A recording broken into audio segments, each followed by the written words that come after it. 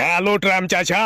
হ্যাঁ ভাতিজা শুনতে পাচ্ছি, কোয়া কি আছে? শুনতে পাইনু জারোয়ার নিয়ে আমার পুটকিতে বেলে মিসাইল ভরে দিয়েছে ইরান। হ্যাঁ রে ভাতিজা, জারুয়া মনে হয় জাহান নামের টিকিট কেটে লে, জারুয়ার সারা শব্দ কিছু পাই না যে রে। তাহলে শুনে লাও চাচা, জারোয়া আমাকে ফোন দিয়া ডাকছিল, আমি ভোগেটা কয়েছি যে আমার ডায়রিয়া হয়েছে, তা আমি পাঁচ কাটা চলে গেছি, যাইনি গো। তুই খুব ভালো করেছিস রে ভাতিজা। আমি আগে বুঝতে পেরে হেনু চাচা, আর পাল্লাতে পড়লে আমার পাছাতেও কখন মিসাইল ঢুকে যাবে, এ লেগে আমি যাইনি।